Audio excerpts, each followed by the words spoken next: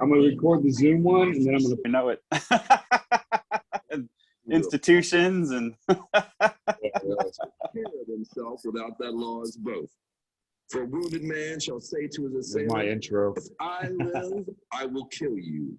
If I die, you are forgiven. Such is the rule of honor. This is your captain. One is small. They are a dangerous game. They will do everything possible to test us, but they will only test their own embarrassment. Trembled at the sound of our rockets, and they will tremble again at the sound of rocket walls. Our faith is steel. In the end, you can do what you want. You must learn to conceal your special gift and harness your power till the time of the gathering. Revolution now and then is a healthy thing, don't you think? All aboard! Oh, good morning, everybody. This is Captain Steve-O. How's it going? Well, we got a very good surprise today. It's an odd Friday morning for us. It's windy, it's cold out here in Vegas, and I am with Jamie from 1967. Not the year, but the band. For those of you guys that don't know. All this has been recorded. It's going to be replayed on the Global Enlightenment Radio Network, which goes out worldwide, 87 different countries, and we're happy about that. And it'll be replayed on C4OC in Orange County, and also, you know, you're listening live here on Rev Radio Vegas. How's it going, Jamie? it's going really well. I'm glad it's Friday. Yeah, right. I'm real glad it's Friday. It's been a long week. Oh yeah, exactly. Tell me about it. I feel the same way. Woo! Wow. So it's been a couple of years since you guys been out here in Vegas. What have you guys been up to? You know, we've been writing and recording, and we've been actually promoting 2 new singles. We released one in March called Living Life on Life's Terms. So that's all on iTunes and Apple Music and everything. And we're also promoting a song that we released in April called, here it goes, Friday Night. It's called Friday Night. So Nice. nice little rock number. And then we're releasing another one called Losing My Mind, Losing My Mind on June 7th. That'll be on iTunes. But yeah, the other 2 are available, Friday Night, Living Life on Life's Terms. That's sort of why we're reaching out, trying to help get the word out a little bit and connect with folks like y'all and see if we can help you out on your shows and everything and say hello, see how you're doing. Oh, but yeah, we got a show coming up, Portland, Oregon, June 25th at the Hawthorne Hideaway as well. Haven't played live in over a year or so. So yeah, we're excited. that's cool. It's been a challenging year. Like my brother went to go see you guys. Actually, my two of my brothers went to go see you guys over at the Rio when you guys were here. They got me a T-shirt, so that's why I get a lot of looks like 19. Is that the year you were born? I went, no, it's the name of a band. I was born 2 years before that. A couple buddies, at the Rio, and gosh, did I play like some kind of acoustic show there or something? Yeah, I think so. Yeah, they said it was really good. I mean, it's not a real big stage over there. I think it's 7. I forgot the name of the club that's over there at the Rio, but they're barely opened up, but the club's not opened up yet. They're gonna start opening back up in June 1st. I think everything's 100%. So got some shows coming up this week. Or this weekend, or tonight is Forget to Remember at the Rockstar Bar, which is the new venue. That's supposed to be really, really cool. I haven't been there yet, so this might be my first time tonight, and then tomorrow is otherwise for that rock and run event they did, or they're going to do tomorrow. And so it's Rock and Run? Yeah. Yeah, we played that in Phoenix, Arizona several years back. That was a lot of fun. It's a great event. Oh yeah, yeah. It's a very it's a real good cause, that they're doing, and but yeah, otherwise it's going to be there and a few local bands. So it's going to be pretty cool. So yeah, so you guys doing a lot of writing there, huh? Yeah, a lot of writing and a lot of interviews lately because of COVID.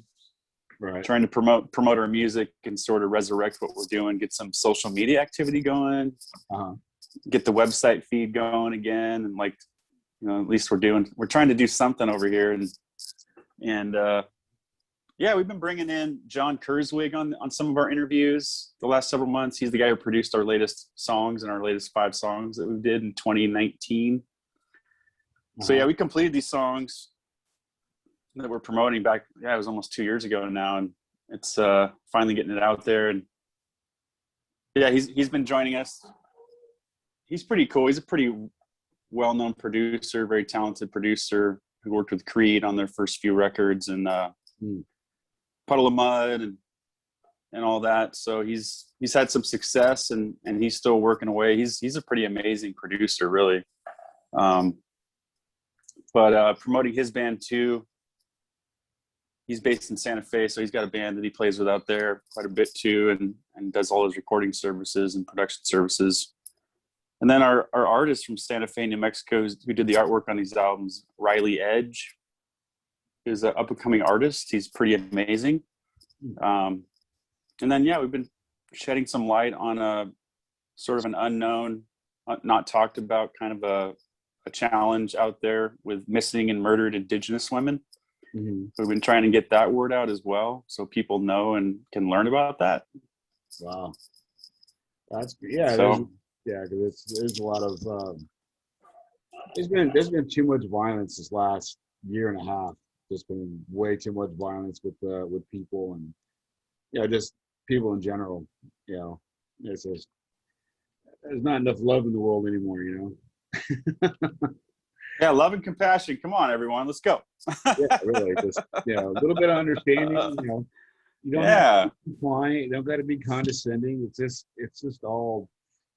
It's all about the music, because music is one thing that brings everybody together, no matter what genre it is.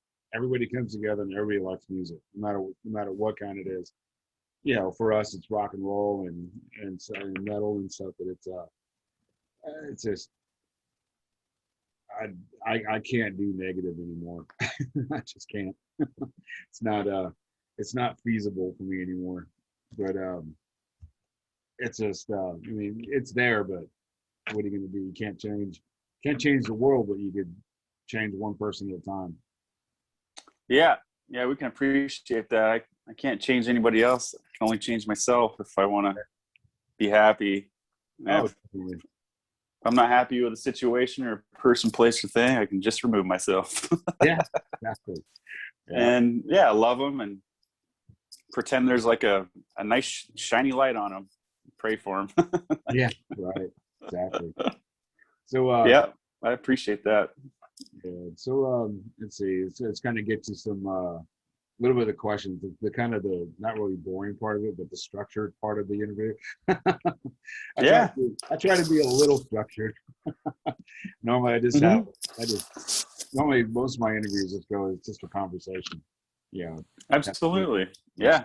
So I'm used to it. Yeah, it's a lot of fun. So how'd you guys come up with why 1967? Why that name? 1967. Why that name? Well, we formed the band in 2011 in Phoenix, Arizona, and I was shopping a demo around that I'd created, did all the instrumentation on some of our earlier songs that we wrote, and then I found a drummer at Guitar Center there in Phoenix named Dustin Fallner, and he had a practice pad out at his house, and that's where we started sort of putting all these earlier songs together back in those days. Like Flatlining Softly, When Love Ruled the World, Dead End Life, all those older songs, Goodbye My Brother. And we just got to talking one time after a few sessions. We were just hanging out at his house, having some drinks and eating some food. And he just said, hey, yeah, I had a brother. I got several brothers and sisters and kind of come from a bigger family. My older brother, he was killed several years ago. He was born in 1967. I'm like, yeah, my brother Jeff was murdered in 1998, and he was born in 1967. I'm like, oh, that's interesting. Oh, wow. He's like, yeah, let's name the band 1967, because we were kind of talking about band names and things like that. Just kind of, he came up with the idea, and it just sort of stuck. It felt right, I suppose, and that's how it really came to be. And it's a good year for cars and music too. Yeah. You know, really great year. Summer of love, right? All right. Yeah, pretty much. It's wow, that's amazing that you found somebody that you had something like that in common with. It's sometimes that's not an easy thing to deal with. I mean, unfortunately, knock on wood, I haven't had any real close relatives that were either murdered or suicidal. So, well, I do have a cousin that her first daughter died of I guess when that choking thing first came out, and I guess all these kids started doing that, and, she got choked out. I guess. Oh, And she was pretty young. She was, I think, 16, 17 years old mm, when that happened. wow. I don't know all the details of it. I mean, I'm kind of close with my cousins, but not real close. They have a ton of kids, and I don't know any of them hardly. And it's on my mom's side of the family. That's the pretty big side of the family, but they're all dwindling down now. Old age is getting to them, so. Oh yeah. But it's a tragedy. It's a tragedy that what happens, but it's the camaraderie that you get if you meet somebody that's been through that. Like with you and your guitarist, it's really and then to get that closeness and form a band, it's really cool. Yeah, you sort of start bonding at that point. Brings the intimacy closer, the potential friendship and everything. And yeah, it's sort of a gift. And but yeah, I like to think of my brother's his candles burning. And I just want to let it burn. Not mess with that burning candle anymore and Right. taint it in any way. Just like let it go and Let it shine. Yeah. don't put the candle out, because I did that a lot over the years after it happened. Yeah. Resentment and everything, and trying to figure out what happened, because we still haven't figured it out. I've surrendered to it, and acceptance is the answer to all my problems. Always helps. Oh yeah. Accept the things that I could change. Well, accept the things that I can't change, and just work on the things that you can. Yeah. Yep. Yeah, I'm a big fan of the Serenity Prayer for sure. Oh yeah. Yeah. So so you're the lead singer, right? Yep, lead singer and guitarist. How long have you been playing? Oh man, I've been playing guitar since I was 11 years old. And that's 30 years now. Wow. And singing just as long, technically, maybe longer, but that doesn't mean I was really working on being a singer. Yeah. I didn't start working on my singing until I was in my mid-20s. Oh, wow. So, like really going, hey, what do we do with this thing here? How does this work? Oh, there's a lot more to it than just trying to be in tune. Yeah. There's diaphragms and there's warming up and like, whoa. Yeah. Well, you mentioned Puddle of Mud. I got to go on tour with Tantric, and Puddle of Mud was on that same tour. And okay. I was walking by the bathroom, and they had a big sign on the bathroom that said, do not enter. and there was a guy standing out there, and then I heard the lead singer for Puddle of Mud warming up. I'm like, what's he doing? Never mind, I know what he's doing now. Oh, Never really heard anybody do that before. I'm like, okay, whatever your ritual is.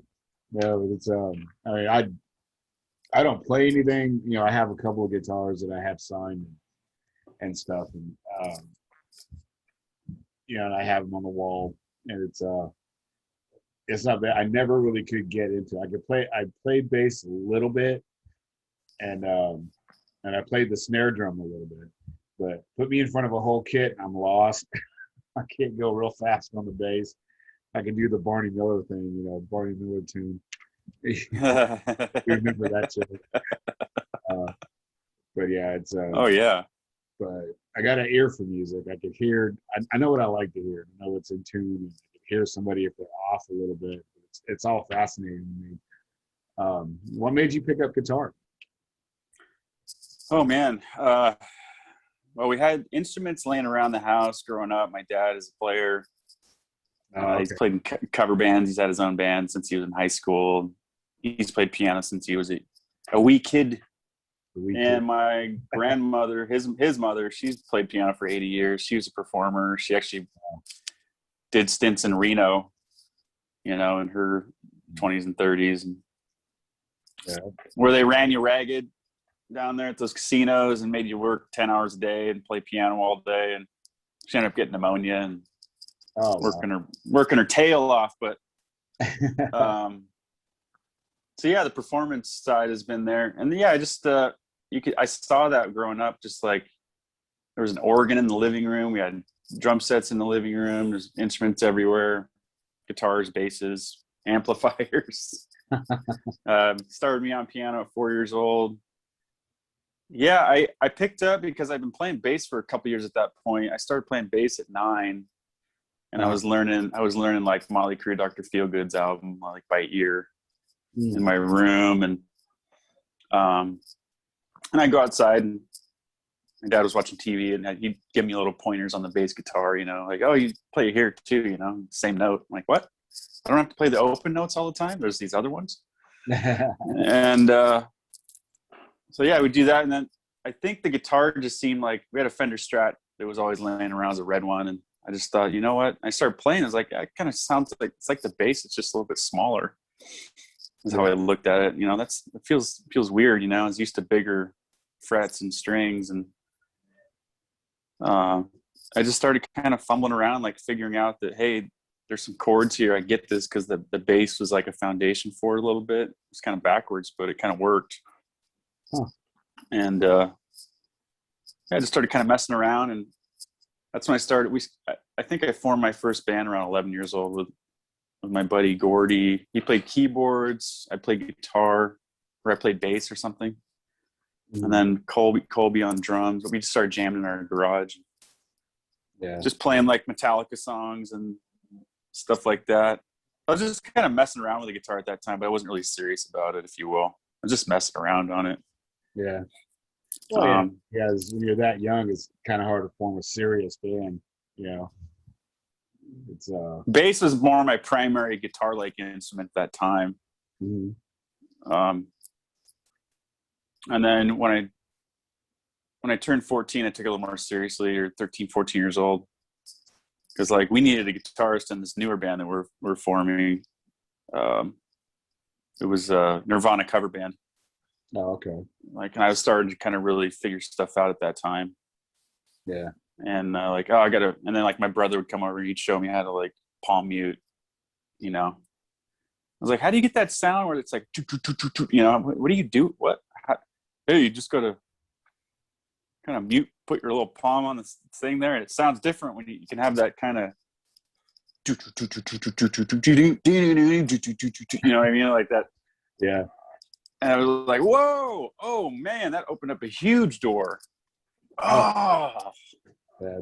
It's always been real fascinating to me that, you know, each guitar player is, you know, no two are exactly the same. They all have their different techniques and the way they, how hard they press on a string, or how lightly, or just hitting it, tapping on it is just really, you know, I never could really figure that out. I'm just like, that amazes me, on that. Just I could watch guitar players all day long, never really get tired of it.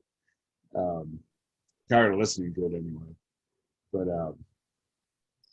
yeah, so what was your that defining moment that you said, okay, this is what I'm going to do forever, and that's not just a hobby. It's just going to be my life.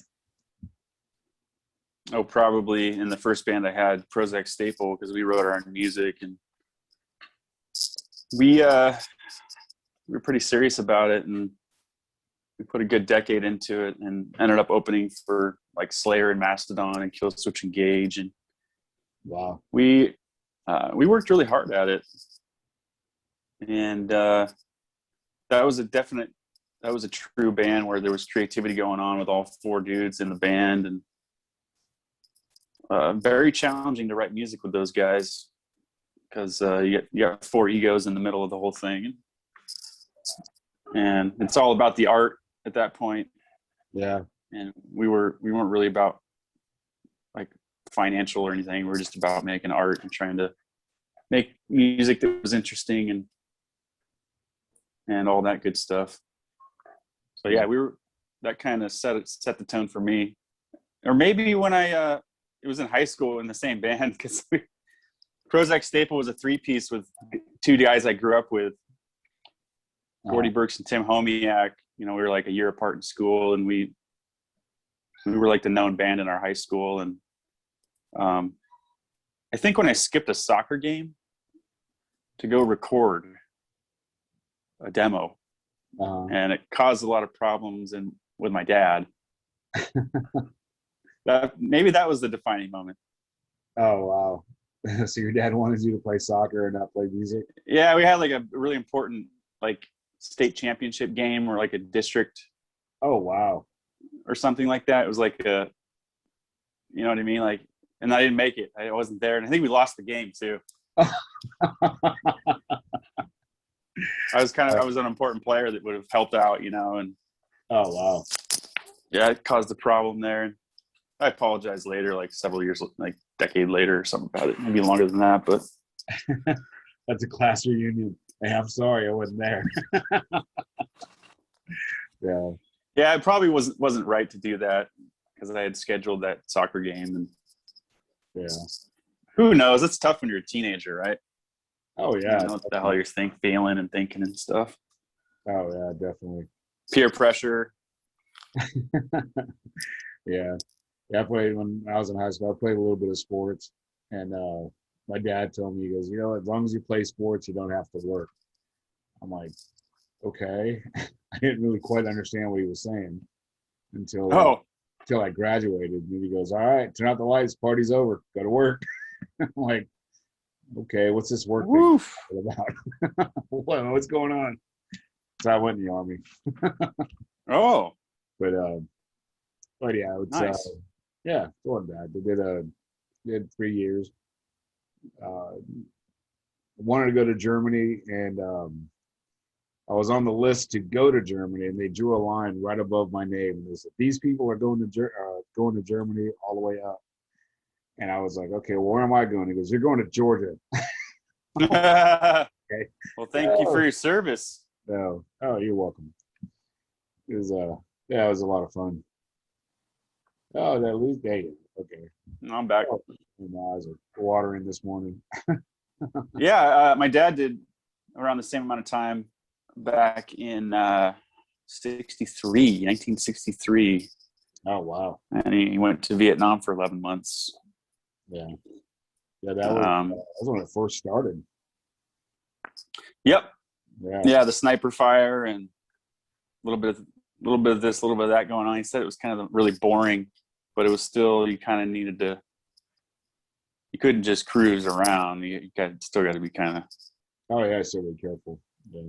My uncle, one of my uncles, he just passed away a couple of years ago. He was in Vietnam. He was in the Air Force in Vietnam, and he had guard duty. So he said it was for him. It was kind of boring, but not. I mean, there was sniper action too, and so they just had to be careful. But you know, being in the Air Force and being on guard duty, that's all he really did. Yeah, he was doing that, like, yeah, staying up all night and like doing the Morse code. Oh yeah. Translating and all that. Yeah.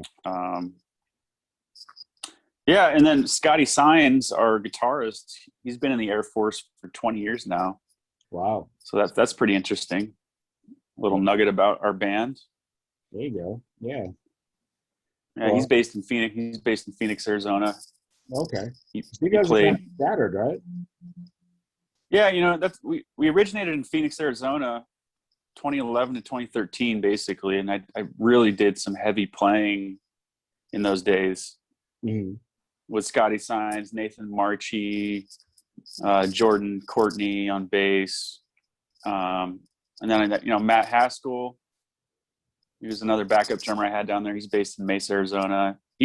Matt just drummed on our most recent these songs I'm promoting Friday night, and Living Life on Life's Terms and Losing My Mind. He was the drummer on it. We recorded the drums at his studio in Phoenix, Arizona.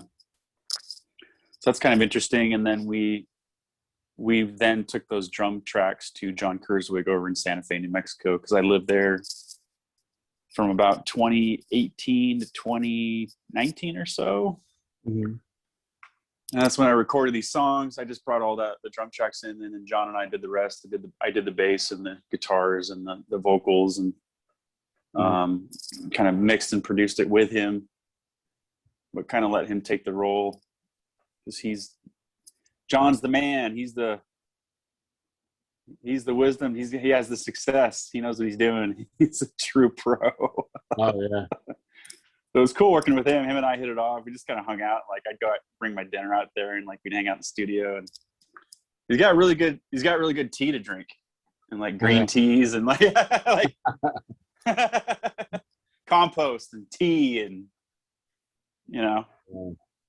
it's a cool little spot he's got up there. Like, it snowed a few times, so like you're in the high desert, and you go up into his studio, and it's higher elevation, and there's snow everywhere, and you can look out and you can see the town, and beautiful area. I miss that place a lot. Oh yeah, Santa Fe is really nice. Oh, I love that place. Yeah, I spent a little bit of time up in what's that place called? It's above Santa Fe. I forgot the name of that town. A little hippie town.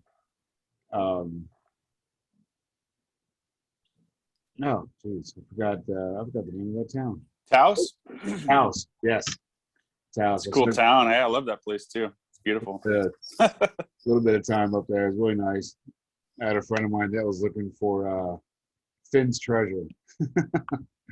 She was looking for that, and we wound up finding out that she was looking in the wrong place. Actually found his treasure. They found it in like lower Colorado. But she was like way off. Yeah. That was funny. It was an adventure. Oh yeah. Yeah, so but yeah, so it's so you have new tracks out. You were gonna send me some, right? Yeah. Did I not send you any? No, I didn't get any. With those, but yeah, we can do that. Let me I'll send them to you right now. I just sent them to another host for Sirius XM. Yeah, is just a box.com link works, right? You can just download them and all that. That work for you? Sure. Yeah, I did that. Where is it? What's her name? Yeah, let's see here. Do you need the whole catalog, or do you just want the new one? You can email catalog. I mean, whatever you want to send, that's fine. Yeah, we're really pushing the new one from 2021, but I'll give you the whole thing. Hold on a second. Yeah. Yeah.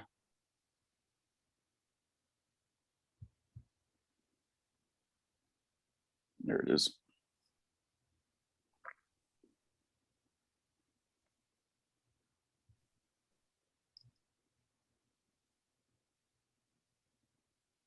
Sorry, I'm just copying and pasting here Oh, you did. on my phone. Here, I just sent it to that most recent email you sent me. Boom, done. Righty.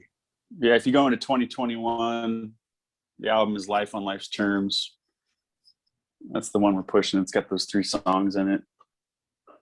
But the older stuff's there too. If you have places for that, feel free to check those out as well. All right. Oh yeah, definitely. I'll definitely put those in rotation up at Live 365 where we're streaming out of. And but yeah, it's you know, I'll play some, and you know, we'll get this interview done with and everything. We'll play with it. So what's your favorite song to perform on stage? Favorite song is probably Uncle Dan. Mm-hmm. It's one of the newest ones. I really enjoy playing that one live. We're going to release that one in August. Okay. You have it. I gave it to you there. Cool. So don't play that one yet, or don't play that one till August, or? I don't think it really matters either way. I should just release it and then just, you know, yeah. For the interviews, yeah, I mean, whatever. It's fine. I've already done that, you know, like. Yeah. Yeah. So yeah, that's probably the one. It's kind of an interesting progressive grunge number that's very off time meter, and it's an emotional song that I really get into. Probably the lyrics do that a lot for me. Just about a friend of mine, his uncle who had passed away from ALS. Oh, okay. Back in like 2014 or something like that. Just sort of a shock, because he was such a great guy. He really believed in like this earlier band we were in. He was just always around helping out. You know, just one of those kind of guys. Take you to a concert. You know, hey, come out to the Rush concert, and I got tickets. Come out and hang out. Let's go have some fun. And he's just a good guy. Hard to see that happen to him. Yeah. So.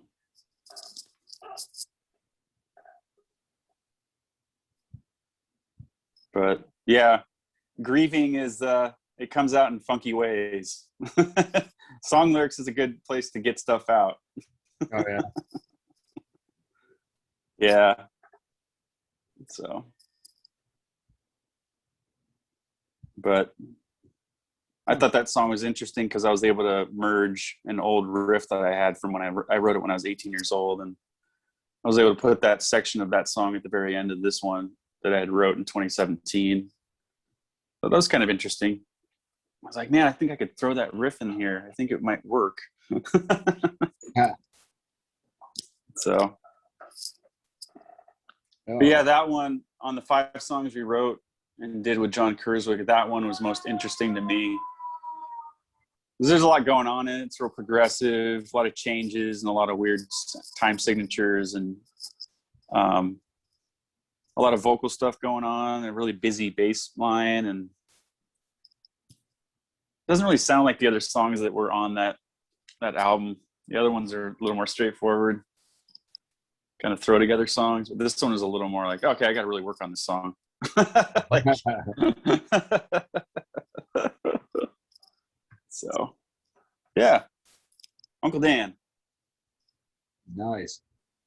That's very good. What's the craziest thing or weirdest thing you've ever been asked to autograph? Autograph? Yeah.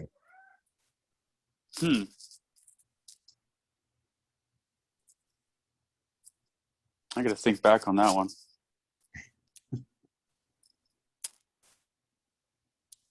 Yeah, I don't really think there was anything in particular that was strange looking back.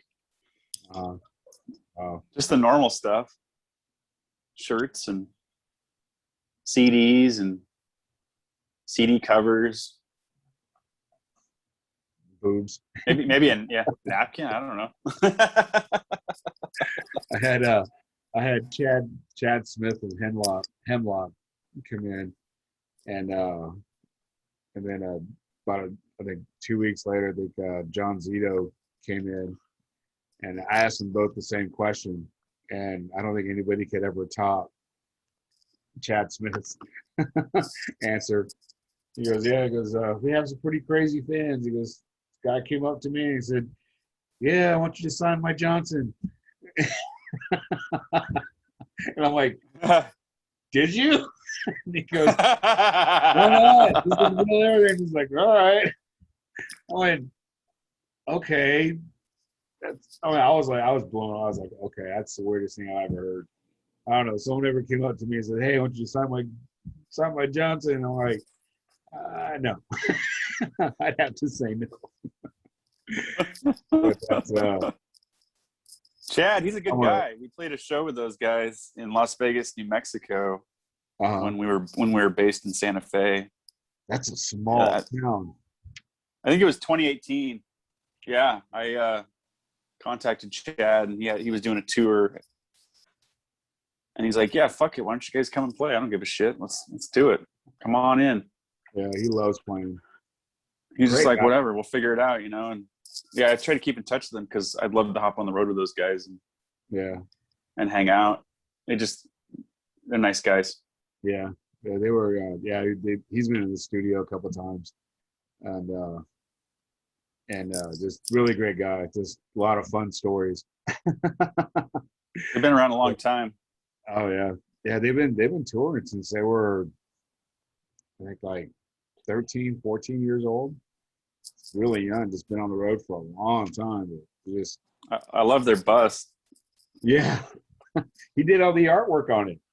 He did all that stuff on it. He does his own T-shirts and stuff. And really talented guy. Yeah, he and his wife, they're really, really great people. And yeah, she's really sweet. Kind of run the show. Yeah, these guys work hard.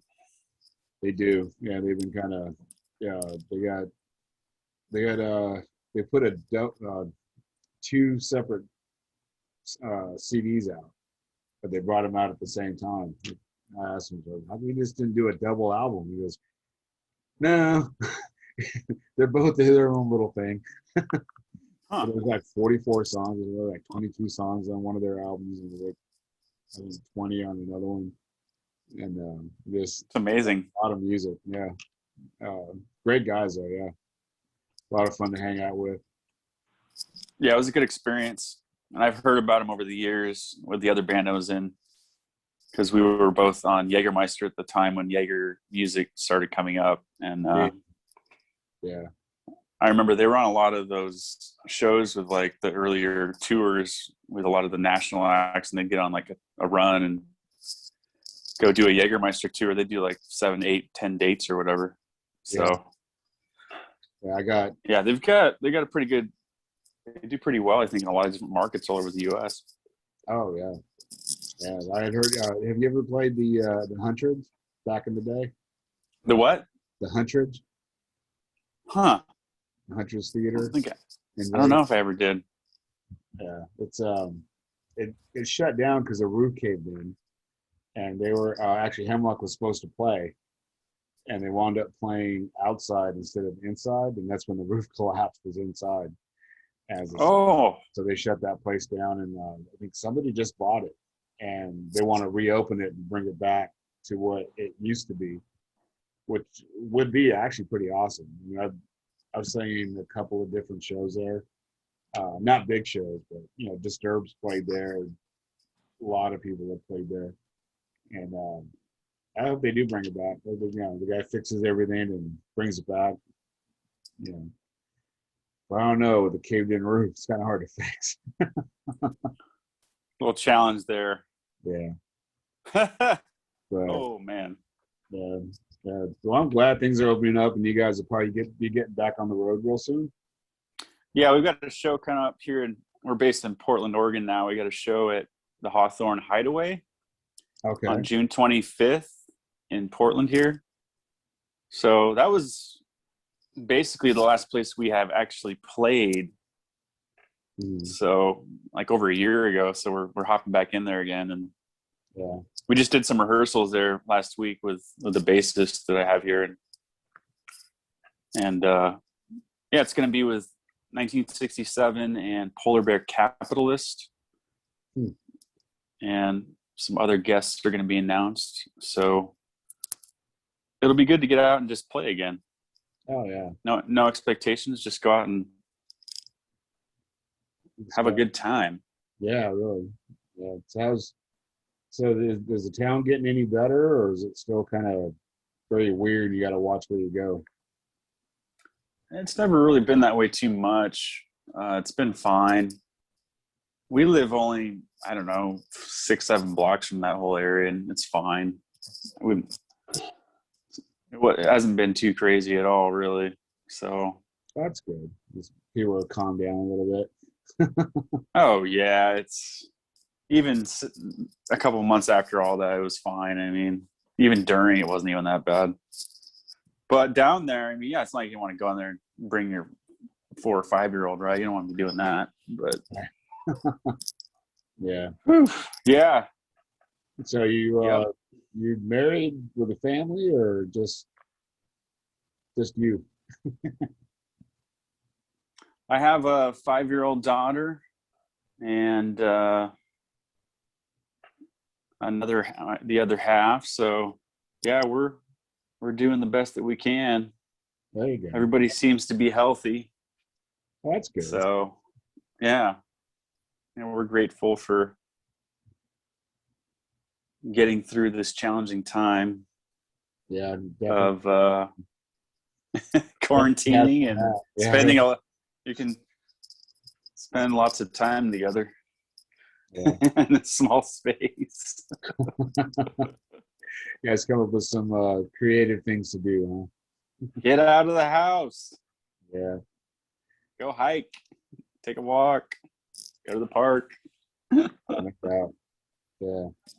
Yeah. Do something. Yeah. Travel. Everybody. Go see some family. Yeah. Yeah. Traveling's been kind of difficult. Not too. I mean, by plane anyway. I mean, I drive everywhere. I don't really. I mean, I don't mind flying, but yeah, they got too many mandates now for anything to do anything or go anywhere. It's like, you know what? I'll drive. But yeah, it's yeah, I haven't really changed anything that I've done since this whole thing started. It started on my birthday, year before last, and so last March, not this past one. When it first started, everybody was just like, "Oh, yeah, everybody's got to stay." And it was really weird here because everything shut down. It was a ghost town here. It's like it was just really weird driving around. Oh yeah. But you got to do what you got to do and work, and I never really changed what I did. Yeah. And knock on wood, I haven't gotten anything, or haven't gotten anybody else sick. So. Yeah, we seem to skirt through so far as well. And everyone's fully vaccinated, and so yeah, I just got that done on Monday, 2nd shot. So that's nice to be past all that and starting to feel better. Only took a couple of days to start feeling better, but yeah, so far so good. Yeah, I've heard this. I've heard if you get a magnet, a little small magnet, and put it where you got your shot, it'll stay. I've heard that. I've seen a couple of videos, and I'm going, okay, so what do they put inside these people, man? It's like, if you got a magnet, we're all electric anyway, right? We're all magnetic anyway in the first place. Yeah. So I don't know. I've been told I have a magnetic personality, so I've been told the same thing, but I've never had a magnet stick. So That's if you great. try it, let I me love know. it. Go take I- a picture. Let me give that a shot. That's a good idea. I'm going to try that. Yeah, see what they're really putting inside you. I mean, I've heard a lot of good things. I've heard bad things. I've heard indifferent things about the whole thing, but I don't know. I don't get political or anything like that on this show. So Me neither. it's just for me. It's about the music and about you know enjoying each other. That's for me, and just that's why I like doing stuff like this. Just it helps me get to know the people on stage, and is that you're a regular guy just like I am. The only difference between the two of us is you're extremely talented and I'm not. That's the only difference. One way to look at it. Who knows? I don't know. Yeah. Ah, Yeah. yep. So okay. So what's the name of the new album that's coming out? Well, the new album, Yeah. we will release that probably August as well. It's called Life on Life's Terms. It's going to be these 5 singles that I've been releasing since March. And the 3rd single, Losing My Mind, is coming out June 7th. Mm-hmm. The 4th single, Not That Good Yet, will be sometime in July. And then the last single, Uncle Dan, will be sometime in August. And then all those 5 songs we'll throw on the EP called Life on Life's Terms in August as well. So Oh, nice. yeah, it's kind of like we're releasing a little here and a little there, right? Little teasers of songs and Yeah. more algorithms for people to search for, I guess. I don't know. Yeah. I don't know what we don't know what we're doing. Yeah. We're trying to 10x our public relations output with these interviews, Mm-hmm. because we feel like if we have more of a press story, that maybe that'll help out and people can find us a little bit easier, if you know what I mean. Oh yeah, definitely. You guys got a you have a website, right? Yeah, it's www.1967band.com. So 1967band.com. And 1967band is our Facebook, Okay. Instagram, and Twitter as well. And we do hashtag 1967band as a suggested hashtag.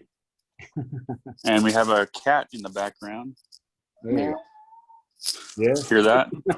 I'm surprised my dogs haven't started. Well, not my dogs, but the dogs that we have. No, that's a black cat. Yeah, we got 4 dogs outside. We got one that runs around inside. Surprised he's not up here today. Yeah, I got a dog too. Yep. Got old George. Yeah, we got a couple of dogs that are getting ready to have some puppies. So Oh, nice. Congrats. I'll finally try to get me a little puppy of my own. What kind of puppies? I'm not sure. You ever seen that little dog that's on the what was it, Coppertone commercial? The little girl with the dog biting her pants. I think so. It looks like that dog when it's wet, but it's not. Great little dog. I mean, this dog has some killer blue eyes, and Nice. so we call her Blue. And she's just the most nice. loving dog you'd ever imagine. And she loves water. Water Nice. hose is coming out. She's gonna play in it, bite at it, jump in it, get soaking wet. Doesn't matter how cold it is or how hot it is. That's what she's gonna do. But That's great. Really good disposition. And then we got Taurus. He's a miniature collie, and he's the sweetest dog you could ever meet. I mean, he's a real loving dog. He loves to go for rides. And so the first time he jumped in the truck, I opened up the door. I sat in. I go to close the door, and he jumps in right as I'm closing the door, and I kind of closed the door on him. It wasn't hard. It was just like the door just kind of thumped. I'm like, what the hell? And he jumps in and was looking at me like, what'd you close the door on me for? And I'm like, didn't know you were coming with me, dude. But he sits on the console, and that's his spot. But Love it. yeah, Nice. I get attached to dogs pretty quick sometimes, or they get attached to me, and then sometimes their owners are like, "You stole my dog." Oh, yeah, that cat Yeah, is a rent-a-cat, by the way. Thursday, she's a rent-a-cat. We've had her for a month. She's going to go back to her owner here shortly. oh, so you're just cat sitting, huh? A little cat sitting, yeah. Like, it was supposed to be a week when we left town, and then they're like, I ended up leaving town. And like, well, since we're going on another trip together, like, why don't you just keep the cat, and then we do our little trip. We'll get her on the way back. All right, yeah. We'll hold her for a few weeks. Yeah. I haven't had a puppy for, a puppy for, I don't think I ever had a puppy. I mean, I've had little puppies. Ah, This will be my first one that I'll probably be raising completely from scratch. So, have fun. yeah, I'm probably going to have a lot of sleepless nights. Oh, well, it's good to help a little dog out, be of service to the animal kingdom. Oh, yeah. Yeah, I love dogs. We have one of our roommates here has a black German Shepherd, and she's a year and a half, and she's still a puppy, but she's big. As another guy has a wolf, half husky dog. She's a good dog. She's a loving dog, but tears everything up. Guy puts her outside, tore up a couch outside, got in my room, got my CPAP, tore that up, and so he's been replacing things, and he goes, I think I'm gonna go back to Brazil. Okay. Yeah, our dog's a Pyrenees with a lab. He's a big white guy. He's about 75 pounds. But he's pretty relaxed little guy. He's pretty mellow until the heater comes on. He doesn't like the heater sounds. Oh, wow. Poor guy. He gets real anxious and starts panting and stuff, and because there's these little knocking sounds on it's a steam heater. Apartment building. You know what I'm saying? Yeah. So about 4 a.m. every morning, if it's cold outside, that thing just starts coming on, and whew. We put him outside. He likes sleeping outside. You know, when that happens, we put him out, and he's good. Yeah. Figured out a way to work around it, but yeah, it's a very faint noise, right? He doesn't like it. It's really interesting. Oh, yeah. Dogs are. I love dogs. I rescued a cat a few years ago, and my dad adopted him, her. So now he gets mad sometimes. He goes, that cat is so spoiled. And I said, well, you did it. I got to stand over her when she eats, and I got to do this, and I got to do that. And she's got me wrapped around her paw, and he doesn't like it. That's right. He doesn't like it. He gets all pissed off and everything. It's like, dude, you did it. You're the one that's doing it. You spoiled her, not me. So don't complain to me. And she's just keeping you company. I mean, that's all they're doing, you know. Yeah, she's funny. She'll meow at him and then look at him, and he's like, what? What do you want? Okay. And then I find if I just talk back to the cat and say, hey, how are you? Or just, that's all that she really wants is just, hey, how's it going? Saying hello. Oh yeah. When I first got her, she didn't leave my side when I first got her. I'm doing a show and stuff, and all of a sudden she comes up, starts stepping on the keyboard, looks at me, and just lays down right in front of, right on my laptop or at my desktop, just doing that. And I'm like, what are you doing? And I had a desk, and on the desk I had one of the little ledges, and I had a big monitor up on top of that. She would walk across my keyboard, jump on top of that little ledge, and then sit down, and then just lay down there and just look at me, flip her tail, and then go to sleep. Now I'm just like, okay, you guys want to see something funny? Look at this. Take a picture of it, post it on Facebook. I said, yep, can't do a show without her staring at me. So no, but she's a good little cat, and so It's awesome. but she lives with my dad and my brother over at across town. So I'm living over here in my studio. Well, hey, I got to hop on a business call Okay. in a Well, couple yeah, minutes. been great talking with you, man. So Yeah, it's been a pleasure. I appreciate it. It's nice catching up with you and everything. Oh yeah, definitely. When you guys come through Vegas, you have to stop by the studio. Yeah, I look forward to it. Yeah, be great. All right. All right, so this is Jamie from. Appreciate it, Steve. Not a problem, man. Thank you for spending some time with me. Yeah, my pleasure. And I'd love to do it again soon. And yeah, I'll keep in touch here. And say you'll probably post a link, right? Yeah, definitely. All right. I'll Yeah, talk to you later, man. Get all this all edited up and everything, so we'll be doing good. All right. All right. I'm excited. Talk to you soon. All right. Take care, man. Thanks again. All right. Bye.